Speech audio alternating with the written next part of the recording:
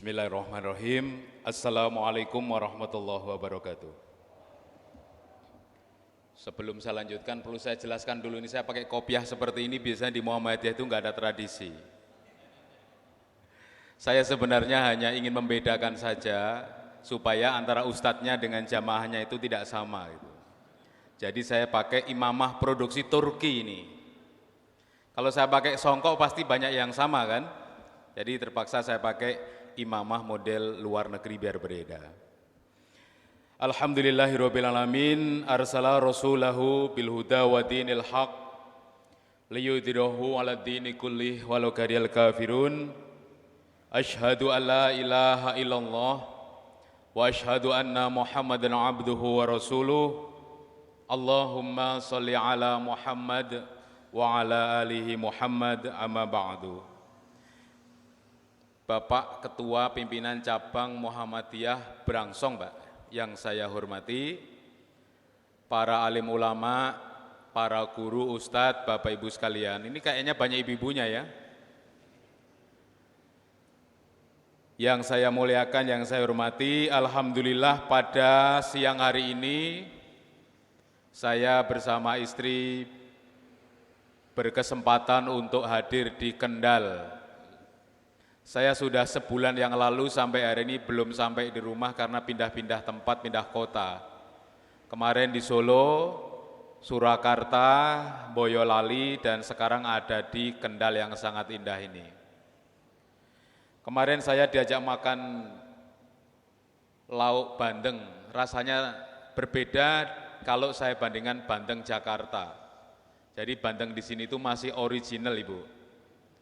Masih belum kena bahan kimia, rasanya masih gurih. Saya cerita kepada istri saya, kok rasanya berbeda, sini lebih enak dibandingkan bandeng dari Jakarta. Saya sebenarnya tidak tahu hari ini tuh temanya apa, saya tidak tahu. Tetapi semalam saya sampaikan di Pondok Pesantren Al-Arqam, sebuah tema yang sangat hangat, yang sampai hari ini kita masih terngiang-ngiang di telinga. Bagaimana umat Islam, khususnya Muhammadiyah, pada hari-hari ini sedang mendapatkan ujian yang cukup berat.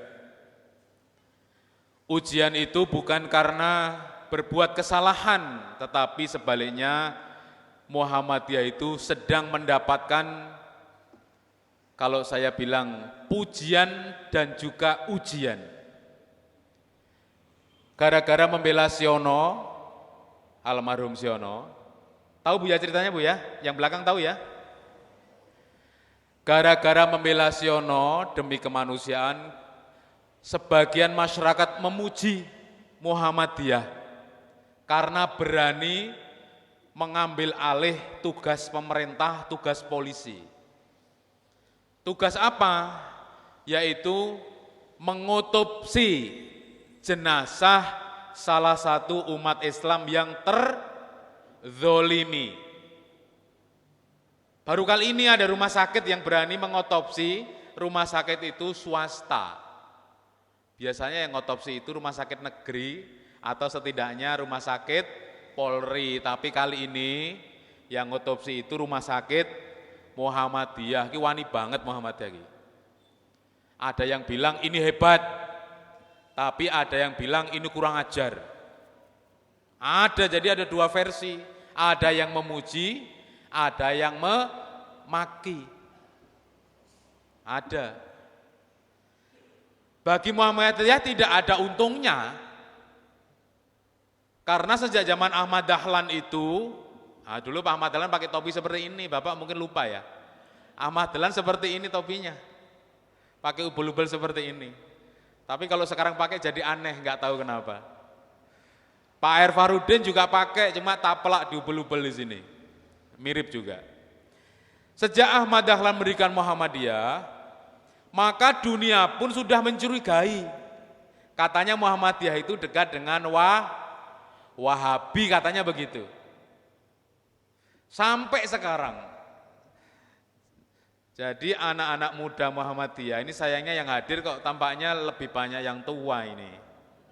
Saya itu sedih sekali kalau pengajian di Muhammadiyah yang hadir itu ternyata mayoritas orang-orang tua. Karena kalau sudah tua-tua itu biasanya umurnya tidak panjang lagi. Mestinya itu lebih banyak yang muda sehingga nanti transfer ilmu itu berjalan, regenerasi itu berjalan. Tapi di mana-mana, tapi ini lumayan ini, banyak 50%-an. Di banyak masjid Muhammadiyah itu kebanyakan yang hadir yang tua-tua yang umurnya 60-70.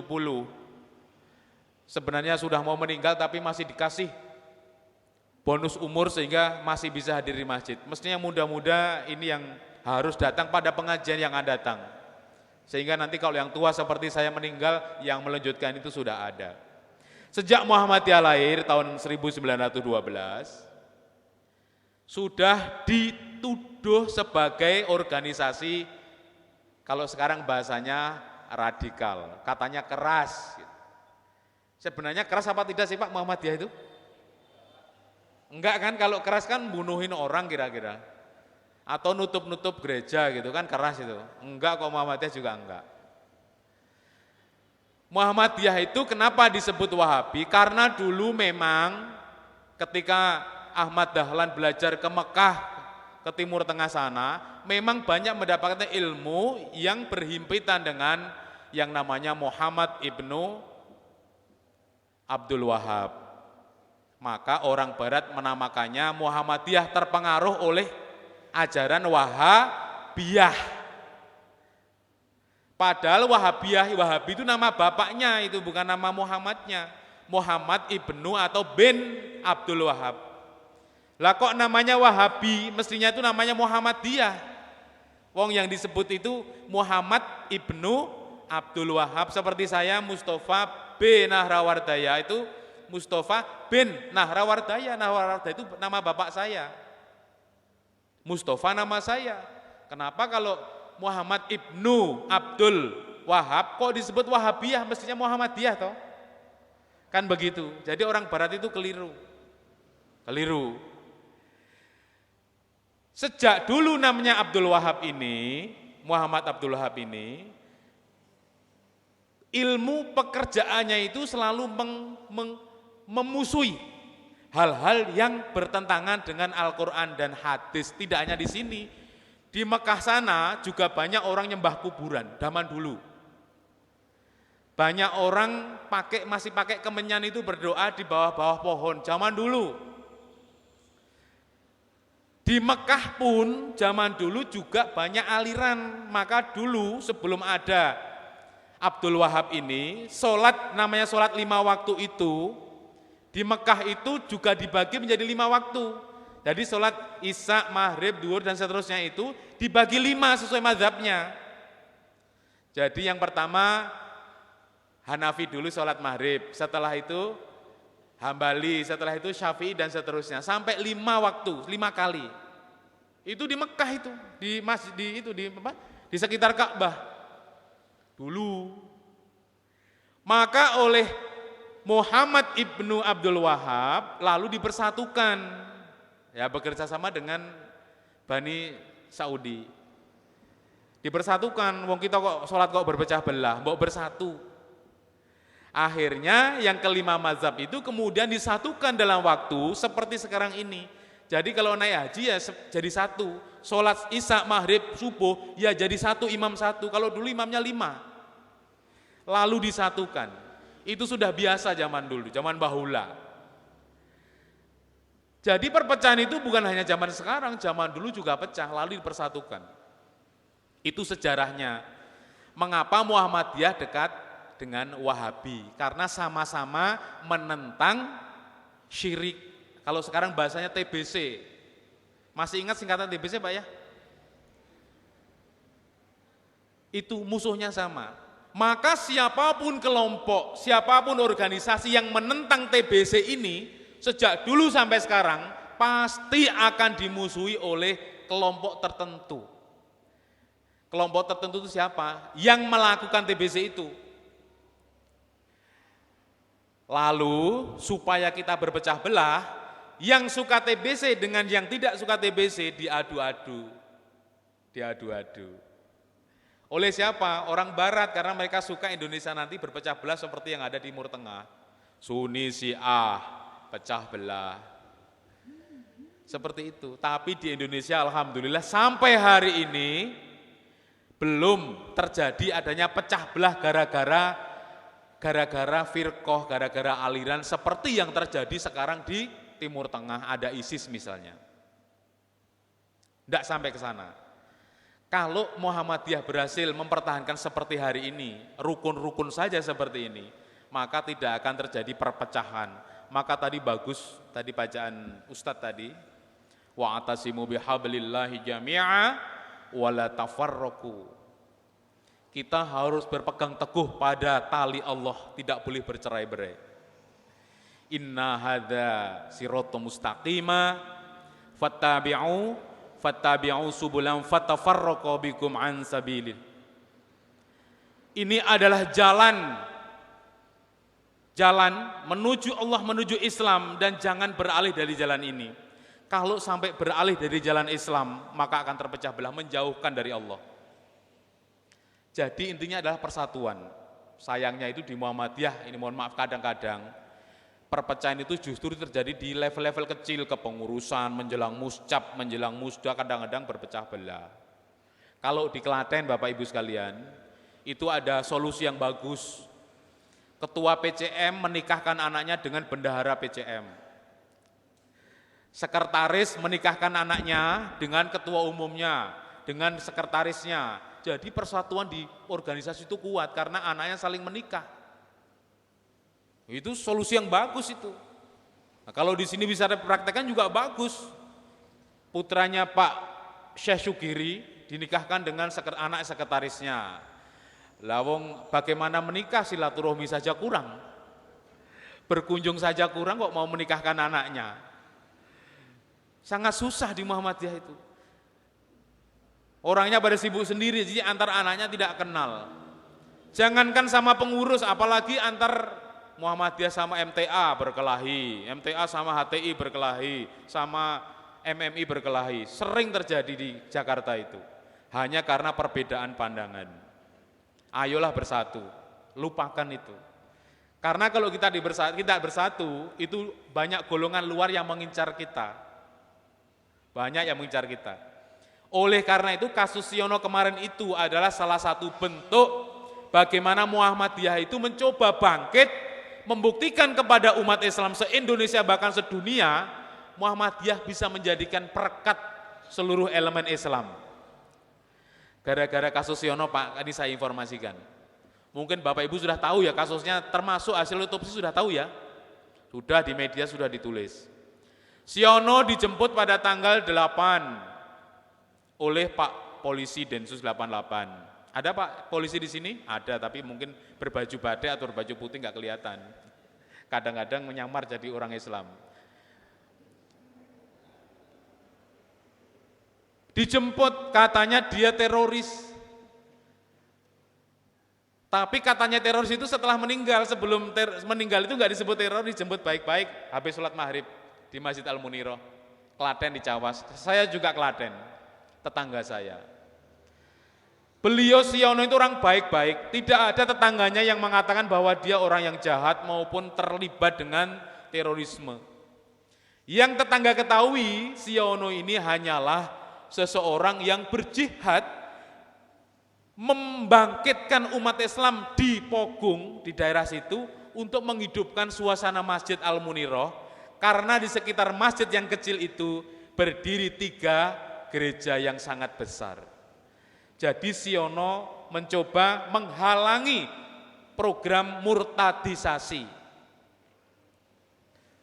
Banyak anak-anak Islam yang keluar dari Islam gara-gara dibiayai sekolahnya oleh agama sebelah. Banyak bapak-bapak yang masuk angin gara-gara sering dikasih beras sama tempat ibadah sebelah. Program murtadisasi ini mengganggu pikiran Siono almarhum. Maka dia mengumpulkan jamaah-jamaah sekitar masjid yang kecil itu untuk aktif hadir di masjid, kemudian membangkitkan, membangun semangat baru agar Masjid Muniroh itu menjadi kuat, jamaahnya hadir setiap 5 waktu, dan itu sukses. Sayangnya Namanya kita itu softnya tidak rapat. Tadi saya bilang tidak rukun. Masuk angin perlu keroan. Paham maksudnya masuk angin Pak ya? Umat Islam gampang masuk angin. Jadi Siono ini kemudian dijemput oleh Pak Densus, katanya mau diperiksa. Sayangnya tanggal 11 Maret, tiba-tiba Ibu Suratmi, istrinya almarhum, dipanggil untuk menjemput jenazah suaminya. Sambil dibeli uang sate 2 gebok, yang setelah dibuka uangnya itu jumlahnya 100 juta rupiah. Kenapa suami saya mati kok malah diberi uang? Ini menimbulkan pertanyaan bagi Ibu Suratmi. Kira-kira kalau ibu suaminya meninggal, terus dikasih uang 100 juta, ibu bersyukur apa sedih? Ibu yang di belakang sana. Menjelang Ramadan loh Bu, dikasih 100 juta. Kira-kira sedih apa senang? Siapa coba? 100 juta. Ibu Suratmi ini nggak berani nerima, nggak berani nolak, pokoknya dibawa saja tapi nggak digunakan apa-apa. Karena tidak tahu sebenarnya isinya itu berapa. Sambil membawa jenazah suaminya, uangnya juga dibawa sampai ke Klaten. Gimana itu? Sampingnya jenazah suaminya dikasih uang 100 juta, bingung. Suami saya ini nggak berbuat salah kok, mati. Sudah begitu sampai rumahnya, itu dibohongi terus, dipaksa-paksa supaya langsung dikubur. Ganti kain kafan saja nggak boleh. Banyak yang berbohong, saya ini pengacara, saya ini polisi, saya ini pejabat, langsung dikubur saja Bu, nggak usah dibuka kain kafannya. Dasar orang kampung takut, ya sudah dikubur saja. Nggak ngerti bahwa jenazah yang mati tidak wajar itu harus diotopsi supaya tahu penyebabnya apa. Ini Muhammadiyah sini. Ketika Ibu Suratmi lapor ke Muhammadiyah ke sama Komnas HAM, maka Muhammadiyah menyanggupi, oke, akan kami bantu. Sebelumnya enggak pernah Muhammadiyah berbuat seperti ini. Tapi karena sejarah Siono yang seperti itu, kemudian laporan saudari Suratmi plus Komnas HAM, lalu Muhammadiyah bersedia membantu demi kemanusiaan diotopsi jenazah itu pada tanggal 3 April 2016. Ini geger Bu kalau mau saya ceritakan otopsi ini. Saya di Jogja tanggal 3 April, menemani teman-teman Laskar dari se-Jawa Tengah, Solo, Jogja untuk tabligh akbar. Sementara 1.500 Kokam itu bergerak ke Klaten mengamankan makam. 1.500 Kokam ganteng-ganteng tinggi-tinggi. Jadi makam itu dikelilingi oleh Kokam berbaju doreng, gagah-gagah. Untuk apa? Mengamankan proses otopsi. Pas di tengah-tengah proses otopsi, ini kan yang melarangkan awalnya Pak Lurah ya. Jadi Pak Lurah itu melarang otopsi dan bahkan mengancam kepada keluarga Siono, kalau sampai ada otopsi, maka Pak Lurah ini akan mengusir keluarga Siono ini supaya tidak bertempat tinggal di Pogung. Bahkan jenazahnya Siono tidak boleh dikuburkan kembali di makam itu karena dianggap melanggar ataupun melawan hukum. Ini Pak Lurah ini. Jadi sehari sebelum otopsi itu Muhammadiyah mengirim surat pemberitahuan kepada Pak Lurah, datang ke rumahnya Pak Lurah, ditemui Pak Lurah itu. Alhamdulillah Pak Lurah tidak ada. Kemana Bu Pak Lurahnya? Jawaban istrinya, Bapak sedang sakit. Gimana enggak sakit? Hari itu 1.500 Kokam sudah berada di sekitar rumah Pak Lurah. Mau melarang gimana, kalau mengizinkan gimana, enggak ada yang bantu. Menghadapi orang-orang sangar-sangar kayak Kokam begitu, takut juga, sakit Pak Lurahnya. Pak Lurah sakit, sudah pokoknya surat dititipkan saja sama istrinya.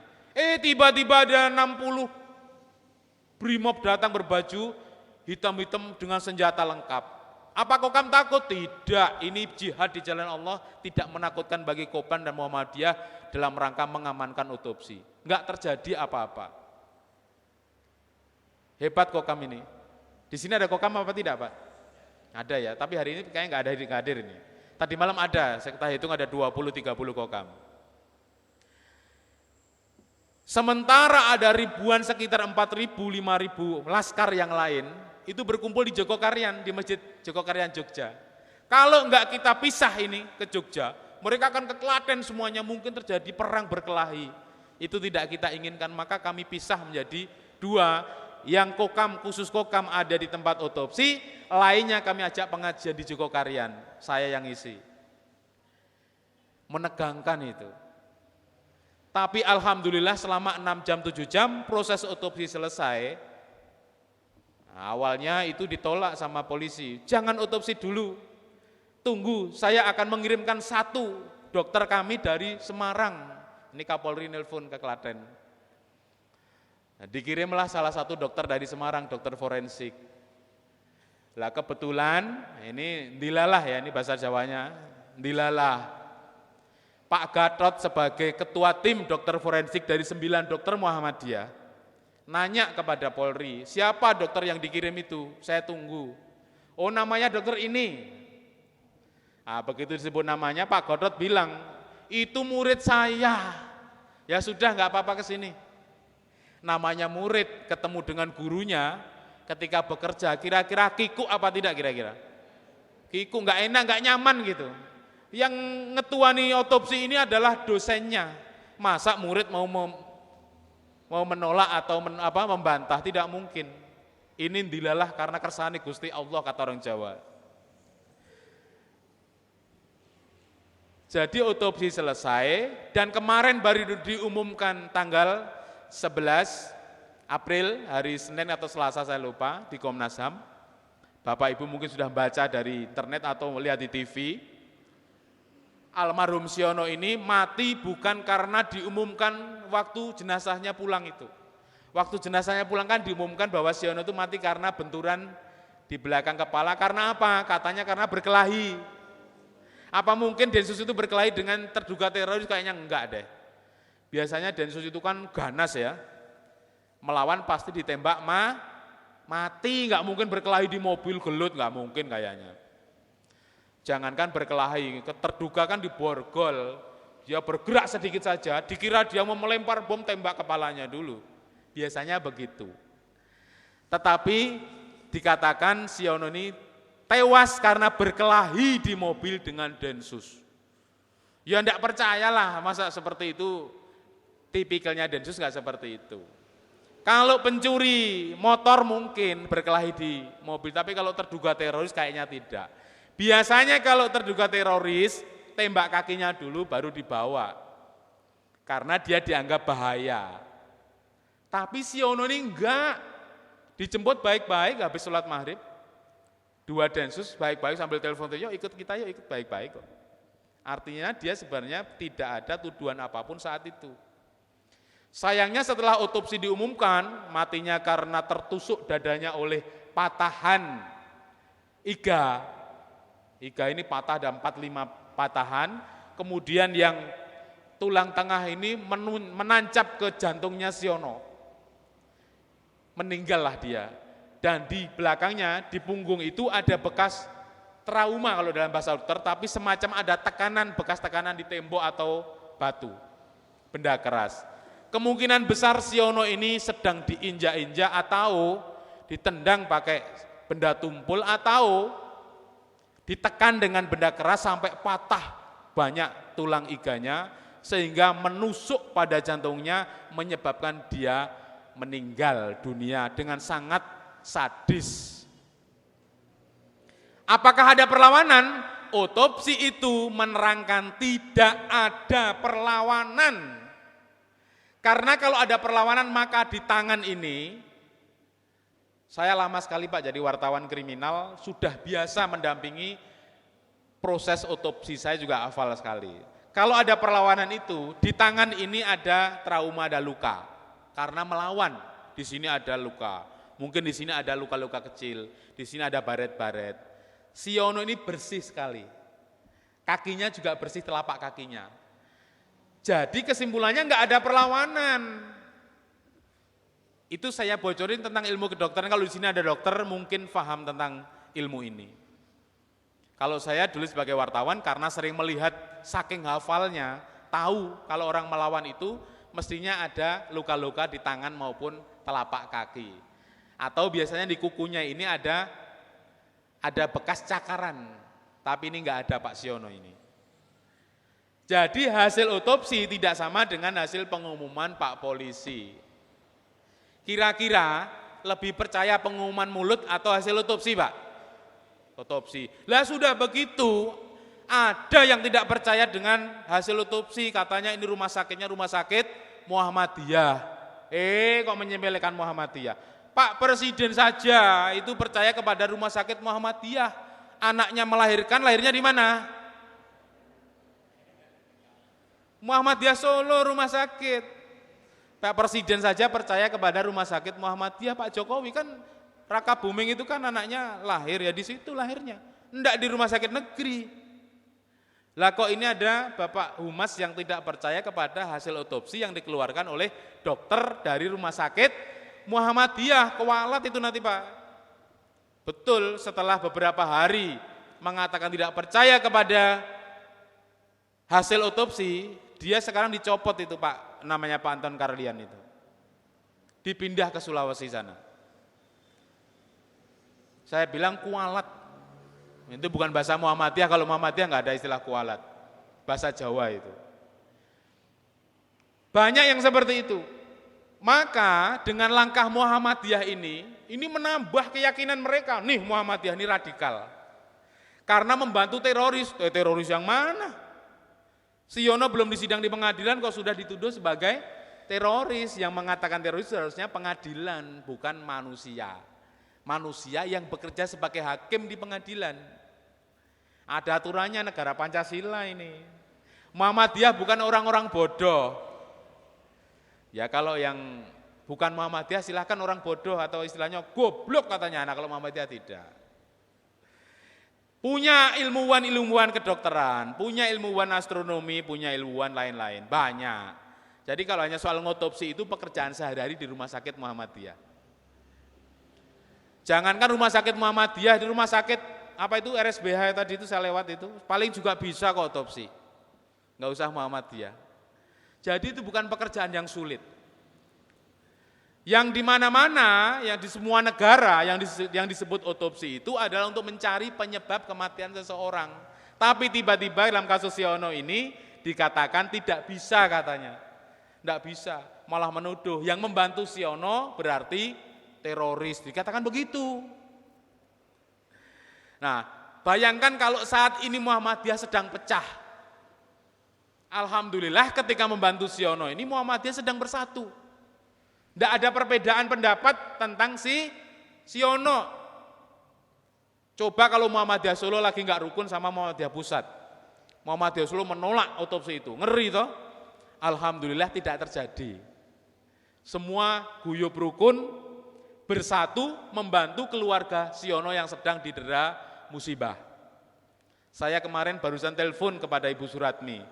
Apakah sampai hari ini masih ada umat Islam yang silaturahim ke rumah Ibu? Sambil menangis-nangis Ibu mengatakan, alhamdulillah sampai hari ini rumah kami tidak sepi dari orang-orang yang bersilaturahim ke rumah kami. Ini inti dari agama kita, bersilaturahim. Tapi hal ini sekarang ini jarang dilakukan. Padahal Islam mengatakan untuk mempererat hubungan kita, kalau bisa antar muslim itu saling memberi hadiah, saling mengunjungi. Tapi hari ini hal seperti ini sudah jarang kita lakukan. Betul apa betul? Betul. Semuanya sekarang ini kalau silaturahim hanya menggunakan WA, BBM. Betul ya? Selamat ulang tahun ya Bu, ngirim gambar roti melalui WA. Tahu ada ketua PCM sakit, semua mengirimkan doa saja melalui WA, enggak pernah berkunjung ke rumah beliau. Seperti itu tradisi sekarang. Enggak berkunjung. Kalau berkunjung itu kalau hanya rapat saja ada undangan kertas. rapat tuh berkumpul itu. Tapi kalau sedang sakit, sedang musibah, kadang-kadang kita lupa bahwa kita harus berkunjung ke rumah yang bersangkutan, mendoakan, pegang kepalanya. Nah, semoga Muhammadiyah di Kendal ini tidak seperti itu. Ini terjadi di daerah-daerah dekat-dekat Jakarta sana, yang sudah agak kota. Tapi kalau di agak jauh dari kota, saya doakan semoga silaturahim ini terjalin supaya merekatkan hubungan Islamiyah antar umat Islam. Bapak Ibu sekalian, saya sebut tadi Muhammadiyah menjadi incaran bukan karena Siono ini, memang sejak didirikan sampai sekarang selalu diincar bagaimana cara menghancurkan Muhammadiyah. Muhammadiyah punya rumah sakit yang jumlahnya melebihi rumah sakit milik pemerintah. Ini fakta, Pak. Jumlah rumah sakit Muhammadiyah itu 400 lebih, rumah sakit milik pemerintah itu jumlahnya cuma sedikit. Maka banyak pihak, banyak kelompok yang menginginkan supaya rumah sakit Muhammadiyah, BKIA, PKU, itu enggak bisa diperpanjang izinnya. Bahkan ada upaya untuk tidak supaya Muhammadiyah supaya tidak bisa membuat rumah sakit lagi. Caranya bagaimana? Dengan menitip pesan ke DPR di Senayan sana, menitipkan pasal di Undang-Undang Rumah Sakit. Bunyinya apa? Yang bisa mendirikan, memperpanjang memperpanjang izin rumah sakit hanya yayasan yang bergerak di bidang kesehatan. Sedang Muhammadiyah itu yayasan bergerak di bidang pendidikan dan sosial dan agama, bukan di bidang kesehatan. Dengan undang-undang itu, maka diharapkan rumah sakit Muhammadiyah berhenti, tidak membangun lagi, akhirnya Muhammadiyah tidak punya rumah sakit. Nah, gimana izin nggak bisa diperpanjang? Emang mudah mengkadali Muhammadiyah? Tidak. Susah. Akhirnya Muhammadiyah membentuk tim hukum. Bapak mungkin pernah baca koran. Muhammadiyah menggugat kepada pemerintah, kepada MK untuk menggugurkan, membatalkan undang-undang rumah sakit itu. Dipublish 2011, pada tahun 2013 akhirnya undang-undang rumah sakit ini rontok, dibatalkan. Karena apa? Ketika undang-undang ini dipublish, diumumkan, disahkan, benar rumah sakit Muhammadiyah nggak bisa berdiri. Rumah sakit Muhammadiyah nggak bisa memperpanjang izin, dokter-dokter nggak bisa praktek di rumah sakit tersebut. Begitu undang-undang ini rontok di Mahkamah Konstitusi, maka rumah sakit Muhammadiyah bisa berjalan kembali. Alhamdulillah. Inilah permainan perkelahian di tingkat elit namanya. Nah, kemungkinan di daerah nggak paham, tapi di Jakarta itu berkelahi seperti itu. Ini baru rumah sakit, belum yang lain banyak sekali. Nanti soal wakaf, soal air, soal migas, undang-undang yang sudah digugat oleh Muhammadiyah itu sudah belasan. Rata-rata berhasil rontok semua. Meskipun sebelumnya sudah banyak lembaga LSM yang menggugat, tapi nggak pernah berhasil. Tapi alhamdulillah begitu Muhammadiyah yang menggugat, rontok semuanya. Nanti mungkin yang terakhir adalah undang-undang tentang terorisme. Karena melalui undang-undang ini, banyak pihak yang berkepentingan untuk menghancur leburkan ormas Islam, khususnya Muhammadiyah. Jadi perlu saya informasikan, selain Muhammadiyah itu, mohon maaf mungkin ada yang tidak perlu saya sebut, kata BNPT selain Muhammadiyah itu sudah selesai, sudah bekerja sama dengan BNPT. Program namanya deradikalisasi. Biayanya banyak Pak itu, miliaran itu. Datanglah kepala BNPT ke PP Muhammadiyah tahun lalu, diterima Pak Din. Waktu itu beliau masih ketua umum PP, saya mendampingi. Datang nih Pak Saud Usman Nasution, polisi yang sangat ganteng ini. Katanya Pak Din, semua organisasi Islam sudah selesai. Sudah bekerja sama dengan kami, tinggal Muhammadiyah saja. Berapapun biayanya Pak Din akan kami tanggung, berapa miliar akan kami tanggung khusus untuk Muhammadiyah. Kira-kira kalau tawaran ini disampaikan kepada organisasi yang lain, apakah diterima dengan senang hati atau diterima dengan sedih hati? Uang ditanggung, ratusan miliar nanti kami tanggung. Pasti diterima dengan baik hati, dengan senang hati. Tapi dasar Muhammadiyah, sekali lagi, dasar Muhammadiyah, Pak Din itu menjawab dengan santai. Setelah 2 jam diceramahi tentang radikalisme, 2 jam diceramahi tentang terorisme, 2 jam diceramahi tentang bahayanya orang-orang Islam terkait dengan terorisme, Pak Din hanya bilang pendek, mohon maaf Pak Saud, apakah sudah selesai ceramahnya? Kalau sudah selesai, mohon maaf, Muhammadiyah menolak dengan tegas program deradikalisasi. Kami ucapkan terima kasih atas tawaran ini. Pertanyaan Pak Din yang tidak bisa dijawab adalah, uang itu berasal dari mana? Enggak bisa dijawab oleh Pak Saud. Dari mana uangnya itu? Sampai pulang, saya lihat wajahnya Pak Saud itu sedih sekali. Datang sudah bersama perwakilan Menteri Luar Negeri, membawa banyak staf deputi, petinggi-petinggi BNPT, ternyata ditolak oleh Muhammadiyah. Karena bagi Muhammadiyah, program ini adalah bernuansa proyek. Karena ada anggaran, kemudian ada kegiatan. Muhammadiyah sudah melakukan ini sejak sebelum Indonesia lahir.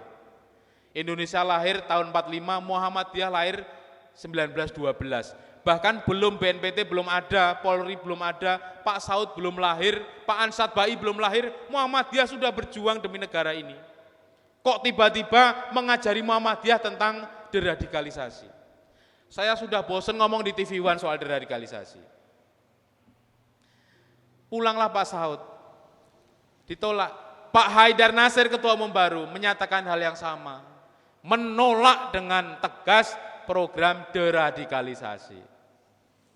Muhammadiyah sudah lebih berpengalaman dibanding pemerintah tentang mengelola umatnya.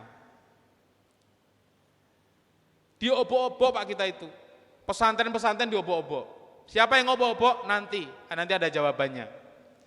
Ada pesantren yang terakhir ini, ya, ada seseorang nawarin suplemen ke pesantren. Katanya suplemen itu akan memperkuat kalau Bapak Ustadz sama santrinya itu berzikir. Jadi kalau minum suplemen, zikirnya itu bisa sampai pagi lagi. Lah ulama kita itu lurus-lurus saja, nggak ngerti. Diterima saja suplemen itu, diminum. Weh kok betul, zikirnya yang kemarin cuma 1 jam, ini kuat sampai 15 jam. La ilaha illallah, 15 jam kuat. Karena minum suplemen itu. Belakangan kemudian polisi mengatakan, narkoba sudah masuk ke pesantren, ini dia caranya.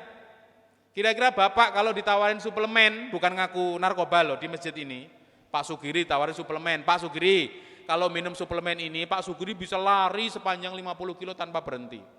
Bisa sholat 5 waktu nggak pernah berhenti selama 1 tahun pakai suplemen ini. Kalau minumnya rutin, ini nggak ngomong narkoba. Pasti Pak Sugiri nggak ngecek ini narkoba apa suplemen, karena percaya pada penjualnya. Apalagi harganya murah, apalagi gratis, diterima dengan baik hati, diminum. Ternyata itu adalah narkoba yang disusupkan kepada pesantren.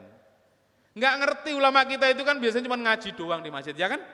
Cuma ngaji, nggak pernah mempelajari politik, nggak pernah mempelajari ilmu intelijen, nggak pernah mempelajari ilmu siasah, nggak pernah mempelajari, mungkin ilmu mantik dipelajari, ilmu tentang logika.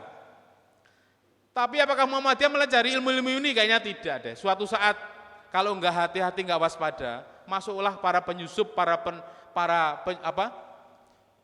penyusup tadi masuk ke Masjid Muhammadiyah. Hati-hati. Ini sangat mengerikan. Maka di berbagai tempat saya selalu berkata kepada teman-teman yang masih muda-muda, harap waspada, terutama yang sering main Facebook sama Twitter. Banyak para penjebak itu berkenalan melalui Facebook dan Twitter atau email padahal tidak pernah bertemu. Hati-hati yang punya anak, yang bapak punya anak terus pegang-pegang Android, pegang iPhone, pegang internet. Biasanya nanti kalau sering diskusi tentang agama Islam, nanti akan dikirimi tawaran berkenalan melalui Facebook atau Twitter dengan bahasa-bahasa Arab, bahasa Ikhwan. Assalamualaikum ya akhi, nama ane Abu Jandal. Ane ini sering ke Palestina, antum mau enggak nanti suatu saat kita berjuang bersama menegakkan agama Allah di bumi Palestina. Yang biasa diskusi di Facebook akan tertarik itu, lalu diskusi melalui Facebook, enggak pernah ketemu. Karena merasa sudah akrab, lalu biasanya penjebak ini akan datang dengan alasan tertentu, misalnya, akhi, alhamdulillah saya diterima kerja di Kendal. Boleh enggak nanti malam saya datang ke rumah antum untuk nginep semalam? Bahasanya jago sekali. Karena memakai bahasa-bahasa orang Islam, orang Arab, bahasa Islam, maka yang anak-anak muda ini sangat tertarik, lalu menerima dengan senang hati. Alhamdulillah, Allahu Akbar, subhanallah. Silahkan akhi mampir ke rumah aneh, nginep berapa minggu pun boleh. Bayangkan coba, enggak kenal, enggak pernah ketemu, tahu-taunya malah nawari tempat untuk tidur berminggu-minggu, berhari-hari, padahal nggak kenal siapa dia. Benar ini terjadi, banyak sering terjadi kasusnya. Nginep dia di rumah, kemudian rumah itu digerebek oleh Pak Densus. Katanya di rumah itu ada buku cara merakit bom. Di rumah itu ditemukan ada granat nanas, ada granat pipa di dalam sebuah tas. Yang naruh siapa? Setelah digerebek, orang yang tadi nginep itu enggak ada, kabur. Tapi yang ditangkap itu yang punya rumah. Bapak bisa nebak sendiri kira-kira yang nginep itu siapa? Sebagai warga Muhammadiyah harus bisa berpikir. Waspada Pak. Seperti itu caranya. Ada santri di pesantren, semalam saya ceritakan di pesantren Al-Arqam. Ada santri-santri yang gak kuat membayar SPP di sana. Lalu dia mau pulang ke rumah tanpa izin kepada ustadznya, kepada pengelola pondok pesantren. Dia mencuri waktu, kabur. Waktu kabur itu karena sehari-hari si santri ini gak pernah nonton TV, gak pernah membaca berita, gak tahu perkembangan di luar pesantren. Sampai di luar ada yang nyalami, assalamualaikum ya akhi. Dijawab, disalam dengan baik-baik, waalaikumsalam warahmatullahi wabarakatuh. Diajak makan, diajak akrab-akraban. Tiba-tiba anak ini gak pernah sampai rumah, hilang. Kata pondok pesantren dia kabur, kata orang tuanya gak pernah sampai rumah. 6 bulan kemudian anak ini tiba-tiba sudah menjadi bom bunuh diri di suatu tempat. Ngeri Pak, cara membuat teroris itu ngeri banget, seperti itu caranya.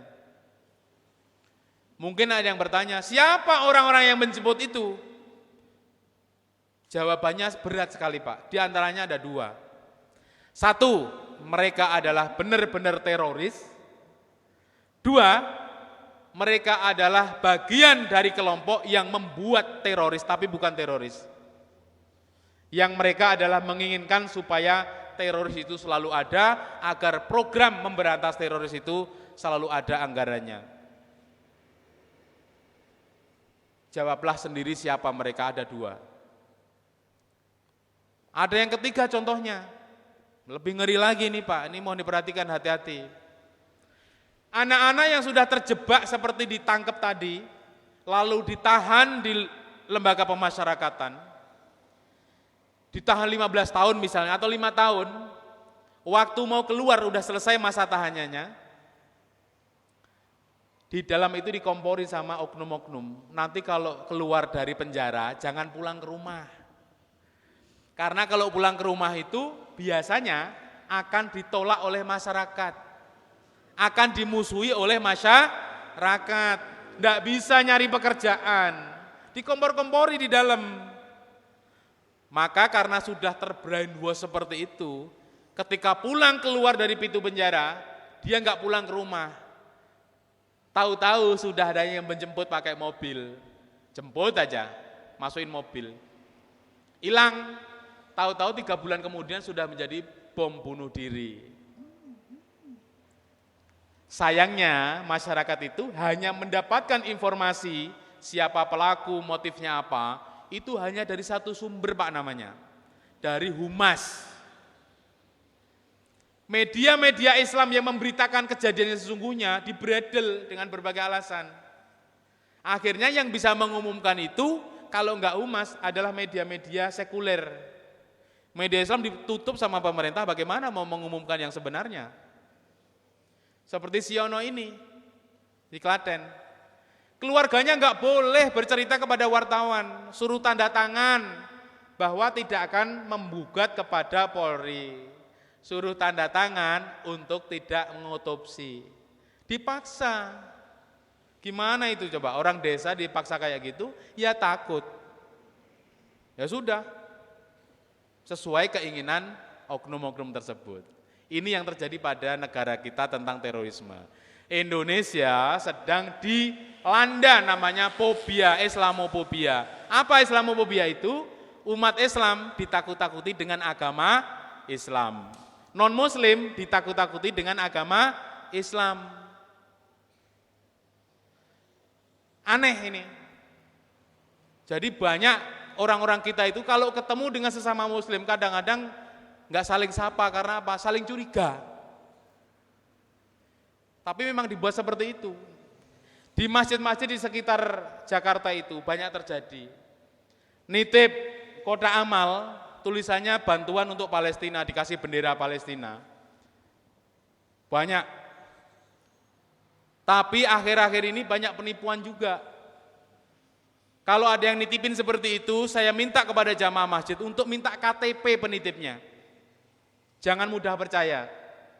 Karena jujurnya orang Islam itu, begitu menerima tamu mengaku orang Islam, modalnya hanya assalamualaikum. Modalnya hanya kopiah saja. Modalnya hanya sarung, masuk ke sini bawa kotak, katanya untuk Palestina, padahal itu penipuan, diterima saja oleh takmir masjid itu. Kayak begitu, hati-hati. Nah, di kampung-kampung apalagi, enggak hati-hatinya lebih besar saya kira. Orang datang apalagi pakai mobil, nitip kotak ini untuk yatim piatu, diterima saja, taruh di depan situ. Kotak yang kita malah enggak ada isinya, yang ada itu kotak orang luar. Ternyata itu kotak penipuan. Cek Pak KTP-nya, minta surat-suratnya. Jangan mudah percaya. Ini bentuk kewaspadaan. Ibu-ibu juga begitu. Ini saya ceritakan ibu-ibu yang suka arisan. Di sini ada arisan apa tidak, Bu? Enggak ada? Oh, ada. Siono ini karena perjuangannya yang membendung program murtadisasi tadi, kemungkinan diduga sebagai penyebab dia tewas. Banyak contoh aktivis-aktivis yang memusuhi, misalkan Ahmadiyah, memusuhi tentang Syiah, memusuhi tentang program murtad tadi, tahu-tahu hilang, tahu-tahu dia meledakkan diri. Masa itu dikelola oleh teroris? Kayaknya tidak. Yang meledak di masjid Polres Cirebon, namanya Muhammad Syarif, masih ingat Pak? Itu juga aktivis anti Ahmadiyah. Kalau demo anti Ahmadiyah itu, dia selalu melempar mobil polisi, selalu melempar Masjid Ahmadiyah dengan batu. Tahu-tahu Muhammad Syarif ini hilang. Tahu-tahu meledakkan diri di dalam masjid Polres. Aneh. Ini kemudian menyebabkan ketakutan. Wah, kalau gitu kita jangan memusuhi Ahmadiyah. Mungkin pesannya seperti itu.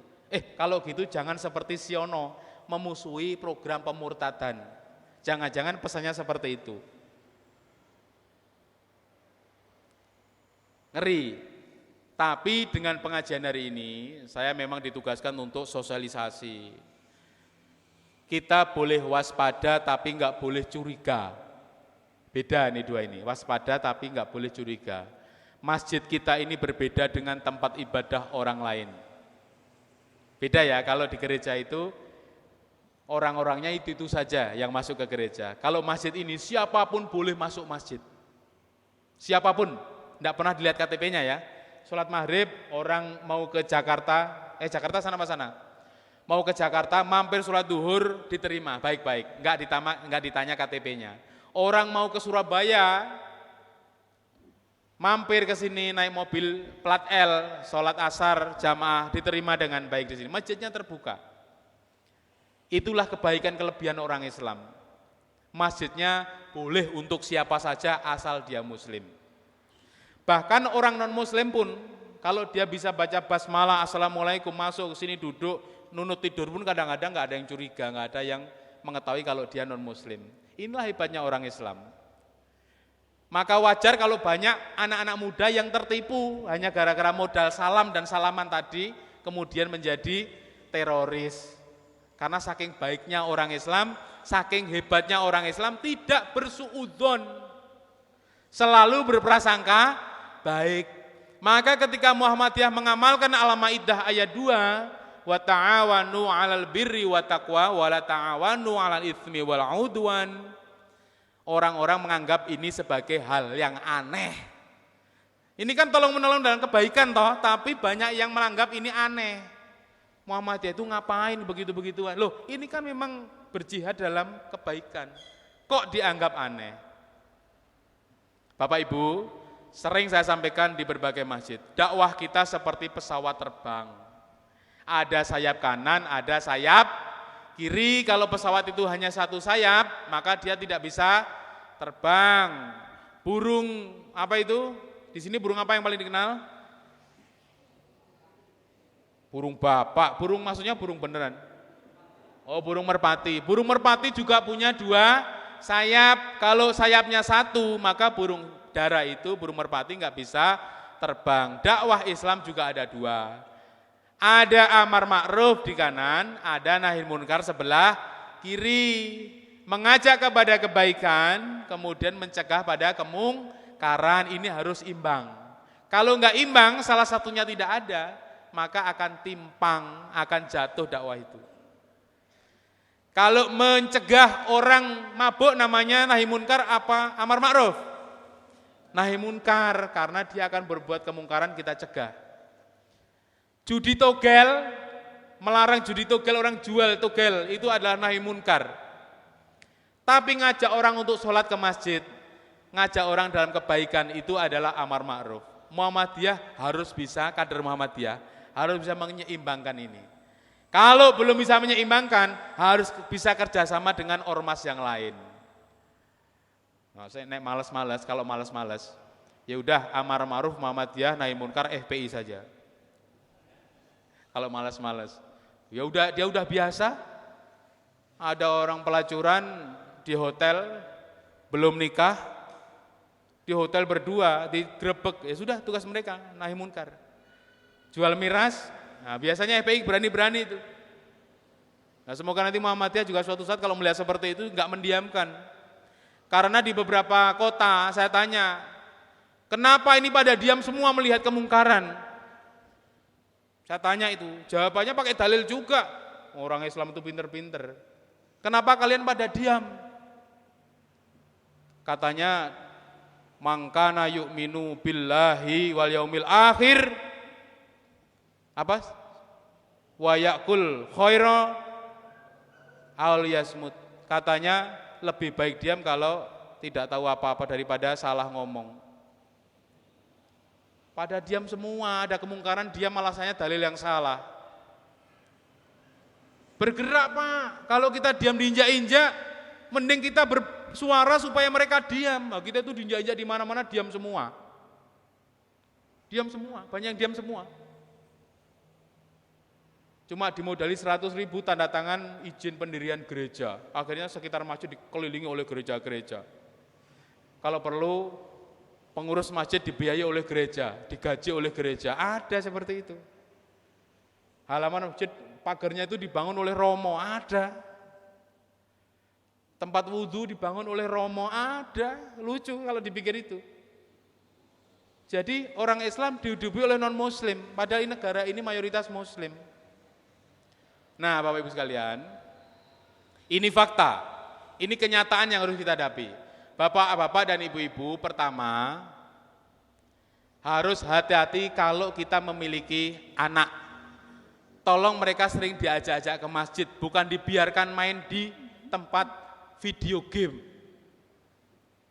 Ini sering saya tanya, Bapak kenapa anaknya nggak diajak pengajian? Aduh mohon Ustadz, mohon maaf, anak saya lagi di warnet. Dah, anaknya di warnet, bapaknya pengajian. Bapak kenapa nggak bawa anaknya ke pengajian? Aduh mohon maaf, anak saya lagi nonton film. Kapan ngajak ngajinya itu? Ini fakta Pak, banyak orang tua yang mengabaikan anak-anaknya, sehingga kalau anaknya terjadi kasus ini baru marah. Anehnya, kalau anaknya lagi ada kasus di kantor polisi, bapaknya itu malah ribut untuk 86, untuk damai. Supaya anaknya keluar dari penjara bagaimana caranya, nyuap sana nyuap sini. Ya anaknya senang banget, anaknya berbuat jahat, oleh bapaknya ditebus. Memang seolah-olah ini baik, anaknya supaya tidak masuk penjara. Tapi efeknya anak ini akan mengulangi perbuatannya karena merasa dilindungi oleh orang tuanya. Seperti itu, ini kasus-kasus. Nah, semoga di Muhammadiyah tidak ada kasus seperti itu. Kalaupun ada, jangan sampai orang mendengar kasusnya. Mohon ditutupi. Ada hal yang kedua, kalau umat Islam tidak bisa bersatu seperti yang dilakukan oleh Muhammadiyah, jadi gini ceritanya. Gara-gara kasus Siono ini, saya sebutkan di awal tadi, hampir seluruh elemen Islam bersatu membela Siono, bersatu dengan Muhammadiyah. Pertama.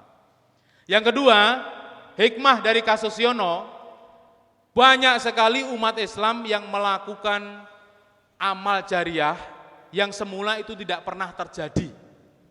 Membantu terduga teroris, membantu uang untuk menghidupi 5 anaknya. Anaknya masih kecil-kecil.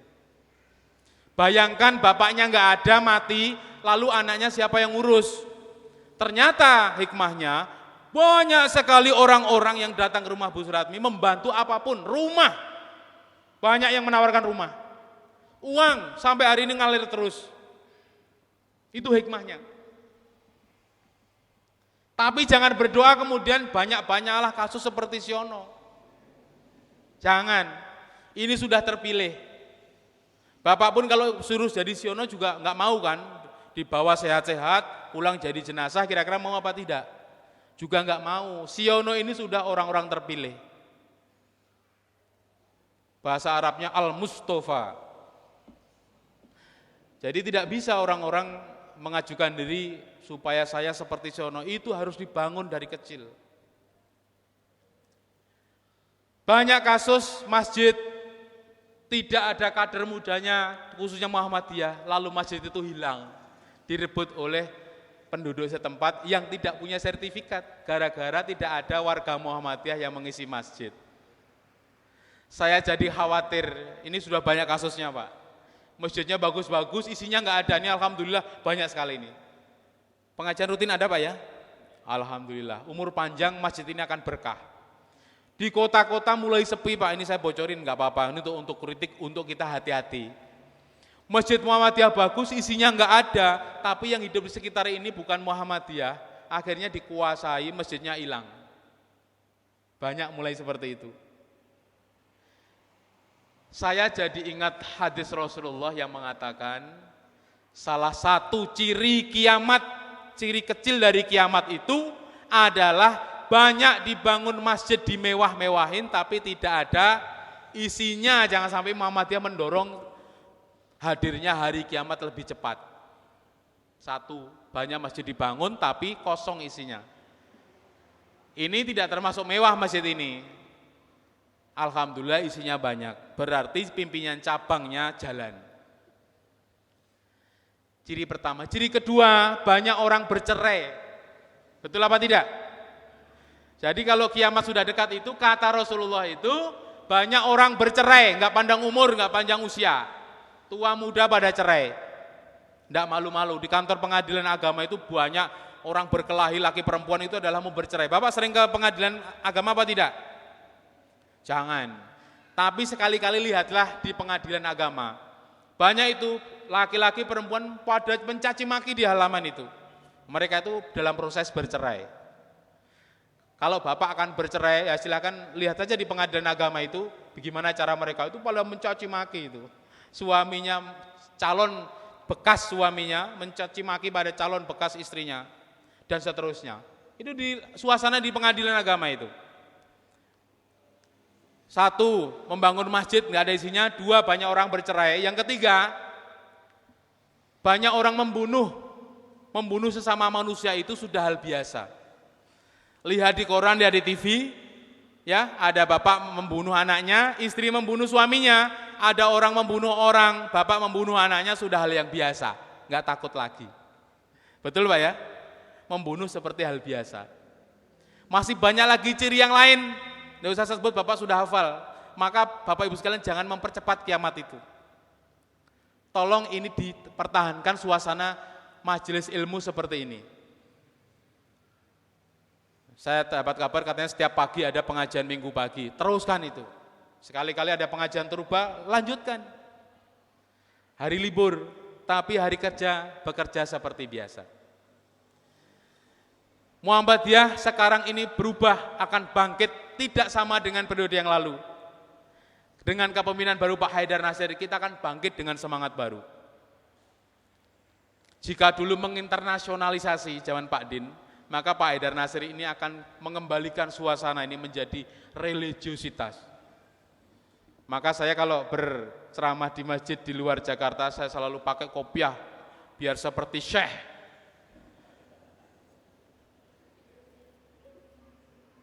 Enggak apa-apa. Ada orang kaget, oh itu Muhammadiyah kok pakai topi kayak gitu ya, enggak apa-apa. Saya selalu bilang, dulu Pak Ahmad Dahlan juga begitu. Mari kita bangkitkan agama kita, membangkitkan Islam dari Kendal.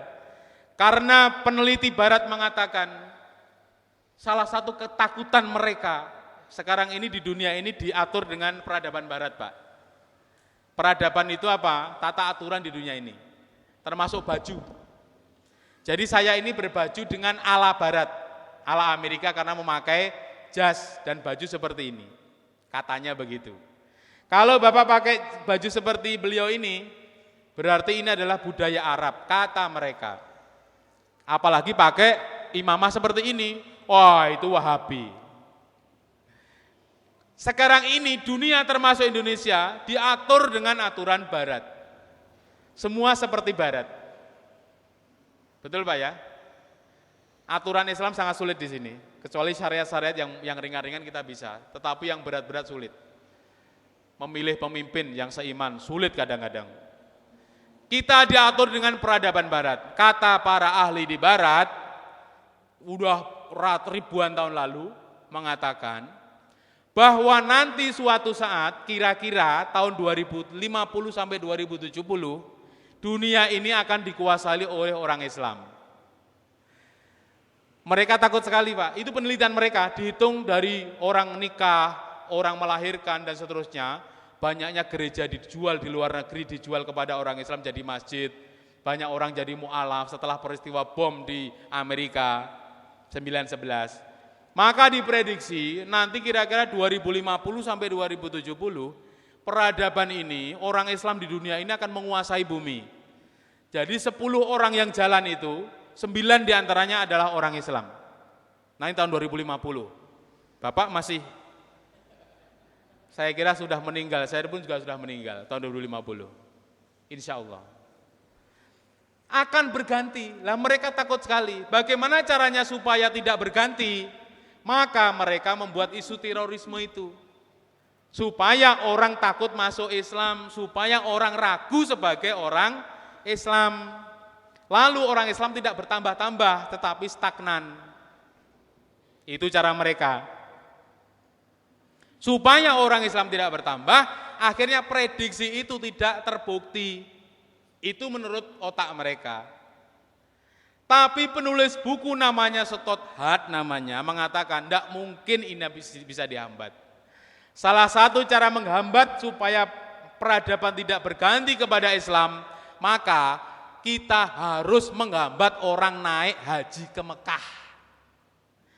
Karena ciri-ciri khas kebangkitan Islam itu ada 4. Satu, masih bisanya orang Islam pergi ke Mekah naik haji. Tiap tahun 2 juta orang setiap tahun berkumpul di Mekah bersatu tanpa membedakan usia, tanpa membedakan negara, tanpa membedakan etnis, warna kulit, bersatu di Masjid Al-Haram sana. Setiap tahun. Itu ditakuti oleh Barat. Maka ini harus dihentikan. Supaya peradaban tidak terjadi peralihan. Yang kedua, Mekah harus dibuat tidak aman. Karena dengan adanya Mekah itu, maka menjadi ancaman bagi Barat. Ngeri ini. Nomor 3 ya, 1 naik haji, 2 ada kota Mekah yang masih aman. Nomor 3, adanya persatuan Islam atau khilafah. Jadi khilafah harus dihancurkan, persatuan Islam dibuat supaya tidak terjadi. Maka tahun 1924, Turki Utsmani sebagai kekhilafahan terakhir itu dihancurkan, berubah menjadi Republik Turki, menjadi demokrasi. Tetapi hancurnya Turki belum menyelesaikan persoalan karena yang faktor 1 dan 2 tadi, orang masih bisa bebas pergi ke Mekah untuk naik haji. 1, 2, 3, nomor 4 tentang kebangkitan revolusi Islam di berbagai negara. Nomor 4 ini sudah terbukti. Brunei sudah melaksanakan syariat Islam. Chechnya sudah melaksanakan syariat Islam. Turki sudah, beberapa negara sudah melakukan syariat Islam. Malaysia juga sudah. Indonesia ini melempem, tergantung pemimpinnya.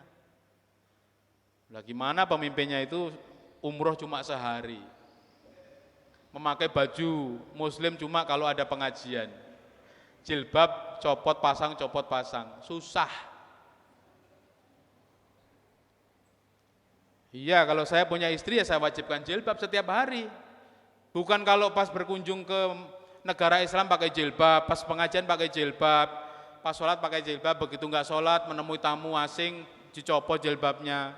Katanya jilbab itu ada di dalam hati, bedahlah dadaku pasti di dalam ada jilbab. Enggak begitu.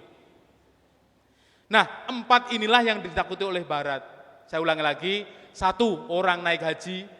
2, adanya kota Mekah yang aman. 3, ada persatuan Islam. Yang keempat, kebangkitan negara-negara menjadi menjalankan syariat Islam. Ini ditakuti oleh Barat. Ngeri mereka. Yang khilafah sudah dihancurkan. Tetapi Mekah sampai saat ini masih dianggap aman. Maka mereka selalu mengusahakan. Assalamualaikum warahmatullahi wabarakatuh.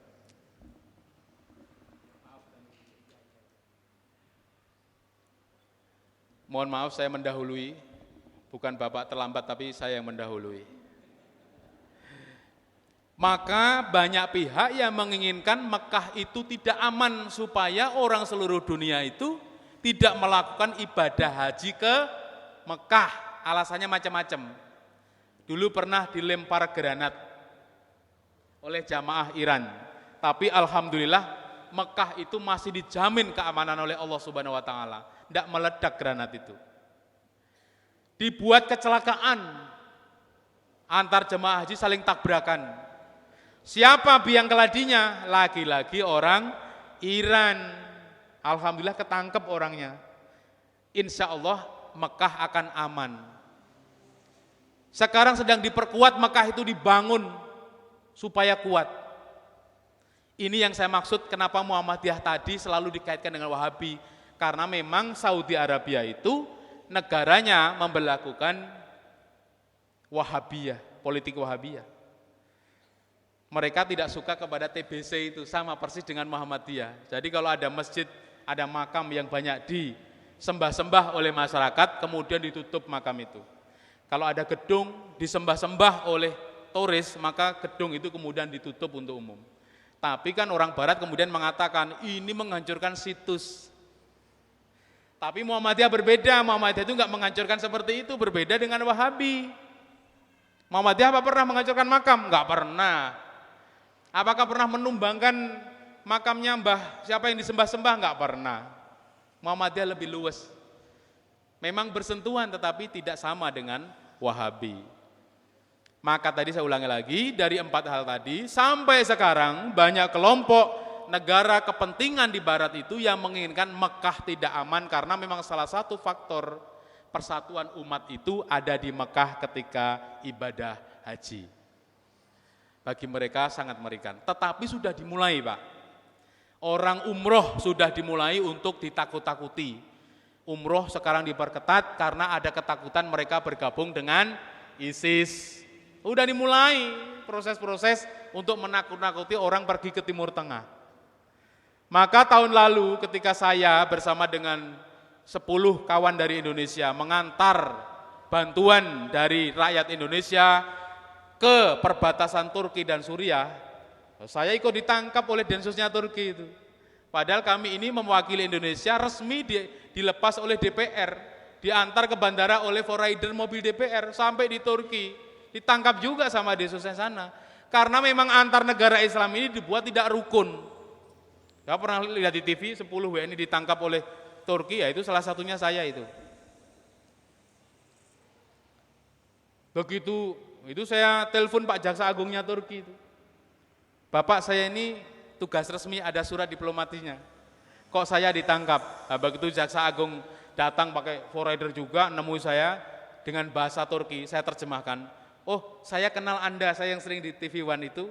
Saya kenal, ini ada kesalahpahaman, katanya begitu, ngeles. Begitu beliau tahu saya, lalu dilepaskan setelah 5 jam diperiksa, 5 jam. Saya ini pengurus PP Muhammadiyah kok ditangkap oleh otoritas Turki, bagaimana ceritanya? 5 jam Pak kami diperiksa, bajunya dibuka, rekaman handphone saya semua dihapus. Foto-foto selama di Turki, berbatasan Suriah, ketika kami memberikan bantuan kepada pengungsi. Di sana ada 3 juta pengungsi, Pak. Hasil dari perang, efek dari perang di Suriah, itu ditampung oleh Pak Erdogan di sebuah lembah namanya Hatay. 3 juta orang kelaparan di situ, kurus-kurus Pak, nggak seperti di sini, gendut-gendut. Banyak janda-janda, juga di Palestina, cantik-cantik tapi nggak punya suami karena suaminya meninggal, dibunuh oleh Assad. Mereka ada di Hatay. Mereka pesan kepada saya, Pak Mustafa, kalau di Indonesia sekiranya ada bapak-bapak yang berkenan menikahi kami, mohon nanti kembali lagi ke Turki, informasikan siapa yang berkenan, kami akan datang ke Indonesia. Orangnya cantik-cantik Pak, tinggi-tinggi, putih-putih kayak sapi. Tinggi-tinggi, cantik-cantik, tinggi-tinggi, badannya pokoknya keren deh. Minta tolong saya mencarikan suami dari Indonesia. Lah saya ini Muhammadiyah. Saya sudah tahu di Muhammadiyah itu kok jangan-jangan poligami. Berpikir tentang poligami aja dilarang di Muhammadiyah itu. Apalagi praktek. Kalau di Muhammadiyah boleh poligami, saya yakin di belakang itu nggak ada pengajian ibu-ibu itu. Pulang semua. Tetapi saya bilang kepada para pengungsi itu, mohon maaf ibu-ibu, di organisasi kami itu poligami tidak populer. Karena ada Aisyah. Nggak ada Muhammadiyah yang poligami, nggak ada yang diketahui maksudnya. Banyak seperti itu, apalagi di Palestina Pak, aduh ngeri Pak di Palestina itu. Suaminya ikut Hamas, perang, pakai topeng-topeng bertulisan la ilaha illallah itu berjihad. Ada yang sekarang nikah, sore ini jam 2 nikah. Lalu dia jam 3 pergi berjihad, menenteng senjata, berperang di Gaza, mati suaminya, istrinya belum diapa-apain masih perawan. Sama, cantik-cantik kayak orang Turki Suriah, tinggi-tinggi, putih-putih kayak sapi, bersih-bersih. Minta tolong carikan suami orang Indonesia. Jawabannya kita nangis, ya gimana Indonesia itu orangnya ada keberanian, ada keinginan tapi nggak ada keberanian. Ada keinginan nikah tapi nggak ada keberanian. Di sini banyak seperti itu. Saya nggak bilang kalau Muhammadiyah sudah tertutup kemungkinan. La yurjalahu, nggak ada harapan lagi. Suriah sama Palestina sama, banyak janda-janda yang perlu disantuni. Nah kami waktu itu bulan Mei tahun lalu ke sana, ditangkap. Untung saja sebagian bantuan sudah kami serahkan kami undang perwakilan dari Suriah, dari pengungsi, kami undang ke Istanbul, saya serahkan bantuan itu tunai, ada fotonya. Tapi masih tersisa ada beberapa ratus juta yang belum tersampaikan karena harus saya sampaikan langsung ke orangnya, sudah telanjur ditangkap. Insya Allah nanti bulan depan akan ke sana lagi. Sayangnya di Turki juga diobok-obok sekarang ini, banyak bom meledak di sana. Banyak. Jadi negara-negara yang akan memberlakukan syariat Islam, yang bangkit, yang ciri nomor 4 tadi, itu mulai diobok-obok supaya syariat Islam itu tidak berjalan. Semuanya dihancurkan. Mekah mau dibuat tidak aman. Ibadah haji nanti bersulit. Persatuan Islam diobok-obok, kita disuruh berkelahi, dibuat tidak rukun. Lalu keempat, kebangkitan juga diobok-obok. Maka negara-negara seperti Chechnya, Brunei, Turki, Malaysia, nah nanti insya Allah Indonesia, ini pasti akan terus diobok-obok supaya tidak aman, supaya Islam tidak dijadikan syariat di negeri ini. Padahal mayoritas Islam. Hari ini kemarin, ini Pak Din barusan SMS saya tadi, saya waktu perjalanan ke sini. Kita itu sensitif terhadap kepemimpinan. Kita sedang mengamalkan Al-Maidah ayat 51, jangan memilih pemimpin Yahudi dan Nasrani dan seterusnya. Tapi kok ya ada pemimpin ormas Islam yang sangat berani mengatakan lebih baik pemimpin non-muslim tapi jujur dibanding pemimpin Islam tapi tidak jujur atau zolim. Ini ketua umum partai ormas yang sangat besar ngomong seperti itu. Nah, tadi Pak Din SMS ke saya, isinya pokoknya menentang. Masih banyak pemimpin Islam yang jujur, masih banyak pemimpin Islam yang wajib kita pilih dibanding pemimpin non-muslim. Mosok sih 250 juta orang Islam di Indonesia tidak ada yang baik. Maka kalau memilih pemimpin di Kendal ini, usahakan yang seiman. Itu perintah Al-Quran. Jangan sampai gara-gara uang 100.000 lalu menggadaikan iman. Ini penting. Ini persatuan. Nah, tadi Bapak Ibu, tadi saya sampaikan bagaimana kita pentingnya untuk bersatu, Pak. Kita itu sekarang lagi diobok-obok supaya tidak bersatu. Kita mulai dari pengurus Muhammadiyah. Kita gara-gara menyusun pengurus Muhammadiyah, lalu berkelahi, lalu bercongkrah kalau bahasa Jawanya. Ini internal. Sekarang ini Muhammadiyah juga lagi dipantau oleh aparat. Berbagai kota melapor kepada kami, katanya kantor-kantor Muhammadiyah didatangi oleh Pak Polisi. Masya Allah, ini bagaimana ini negeri ini. Muhammadiyah yang berjuang memerdekakan negeri ini, yang telah membuat umat Islam pandai-pandai menjadi cendekiawan, kok sekarang dipantau oleh aparat. Kalau ada polisi yang datang di sini, saya berharap berdoa semoga masuk Islam. Mantau-mantau di masjid itu berdosa. Karena masjid ini adalah milik kita, kita bisa ngomong apa saja asal kita berdasar pada Al-Quran dan hadis. Nah, persoalannya kadang-kadang ada intel yang rekam nanti, kemudian rekaman itu diperdengarkan di publik. Ini loh, ada namanya Mustafa, mengkritik Densus, mengkritik kepolisian yang telah menangkap Siono. Saya doakan orang yang seperti itu akan kembali kepada jalan yang benar. Amin ya rabbal alamin. Bapak Ibu sekalian, kita hari ini menjadikan momen Siono ini menjadi momen yang baik, kebangkitan kita semua. Muhammadiyah tidak boleh minder. Muhammadiyah tidak boleh rendah diri di hadapan umat yang lain. Kita harus menjadi leader, menjadi pemimpin bagi semua umat, karena umat Islam ini adalah umat pilihan. Umat Islam umat pilihan. Jadi jangan sampai khususnya yang muda-muda ini, tolong Anda menjadi generasi yang nanti melanjutkan bapak-bapak yang di depan ini. Jangan sampai nanti di Muhammadiyah ada keterputusan generasi. Sangat sulit mencari pengganti ketua PCM, ketua pimpinan ranting, ketua pimpinan daerah. Kalau perlu, yang muda-muda ini mulai belajar bahasa Arab dan bahasa Inggris. Supaya di Muhammadiyah itu kader-kadernya nanti bisa bersaing dengan umat yang lain dalam bekerja, dalam berjuang, dalam merebut kepemimpinan secara nasional sehingga kita tidak minder. Harapan ini kami sampaikan kepada seluruh kader Muhammadiyah, baik itu yang tua, yang muda, yang baru, yang lama, supaya kita menjadi umat pilihan itu ada buktinya. Ini kita Muhammadiyah, pengikut Rasulullah Shallallahu Alaihi Wasallam yang tidak minder kepada umat yang lain. Mungkin hari ini umat lain menguasai Kendal, tetapi umat Islam tidak boleh terbelakang. Mungkin hari ini Kendal dikendalikan oleh umat yang lain atau kelompok yang lain, tapi umat Islam tidak boleh menyerah, harus berusaha melalui diri kita sendiri, mulai dari keluarga dan organisasi yang kita punya.